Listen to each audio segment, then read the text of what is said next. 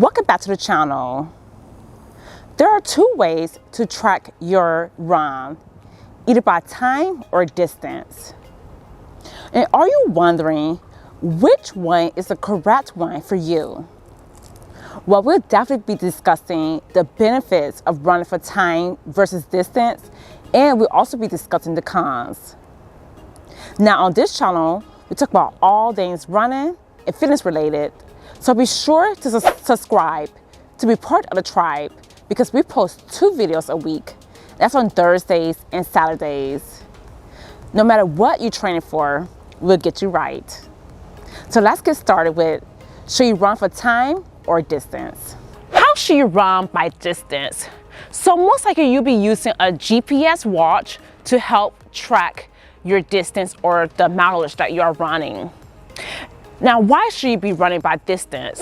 If you are running a long distance event, you want to be tracking that distance. So that would be like a marathon or a half marathon, which would be important aspects for training. Now, the pros of running by distance is that you'll be able to track your mileage. So therefore, you can be able to see how are you improving fitness-wise, distance by distance. So that means that as your mileage be able to increase, say for instance, if you go out there, you only could run 5 miles, and then a month or a week later, you could run 10 miles. So you'll be able to track that on your GPS watch to see that you are improving. And if you are training for a race, say for instance, that half marathon or a marathon, you'll be able to see if that goal of 13.1 miles is achievable. It will also help you track if you want to run a certain pace. So make sure that you are staying on that pace. For instance, if you want to stay on 8 pace or 9 pace or a 10 pace, you'll be able to use that GPS watch to track you each mile to make sure you are maintaining that pace. By being able to track that pace, it helps you stay motivated to push yourself to reach those paces, as well as give you goals that you can set to help you progress towards. So what's some cons by running by distance? A con is, like we're saying, a pace could be a pro. It could also be a con, because that means that you might be not ready to run a certain pace, but you are pushing yourself in that run, so therefore you can maintain a certain pace every mile. When you need to be running by how your body feels, you are too busy pushing that pace, so it might be causing you to cause injury. And so this is why you want to be able to have some type of variety in your run. So that means that you don't want to go out there and run each run the same. And by you having a GPS watch, it helps you be able to keep that.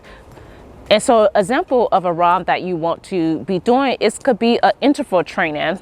That means that you are varying the intensity throughout your run. So we definitely have a video of how to do interval training, different run types that you could be doing during your workout. So check that video to help you to learn different intensity that you could be doing during your run to help challenge that run.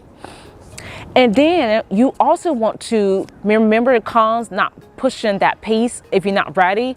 Most likely you want to have a lot of runs that is conversational so that you'll be able to run at a conversational pace. And then, of course, that intensity runs can help you be able to push that limit.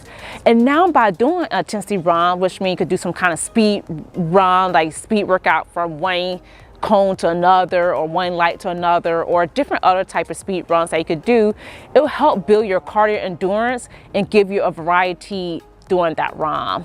So now let's discuss the benefits and disadvantages of running for time.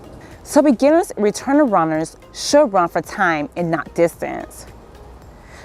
This is the way they could be able to set their time to say they're going to go out and run 30 minutes.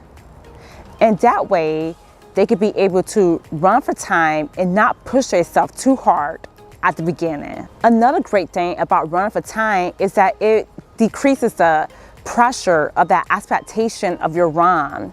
You just go out there and you run for however length of time you set yourself to, usually 30 minutes to 1 hour.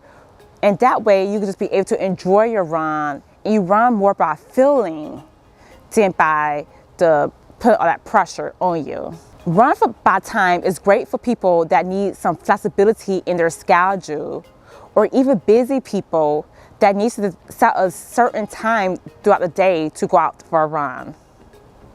Now there's a workout that do run by time, which is called tempo run. And tempo run is a time-based run that's built by strength and stamina. The tempo run is great because it helps with that lactate threshold for a specific period, which means that you're gonna be running comfortably hard for a certain period of time. And this is not race pace. It is just a comfortable, hard pace. Usually runs will do this for at least 30 to 60 minutes. If you set at run an altitude run or hill runs, then this is a time that you may want to look at running for time. That way you could just go by your feeling and be able to get to the top of that run or that hill and run safely. Now, some of the disadvantages of running by time is that definitely if you are training for races, that you are not really getting that proper training in, especially if you're a slower runner. So if you're training for a half marathon and a full marathon, and you're only training by time, then and you're a slow runner, then that means that you are not fully setting yourself up to be prepared for that race. So running by time or distance is dependable on the person and what is your goals.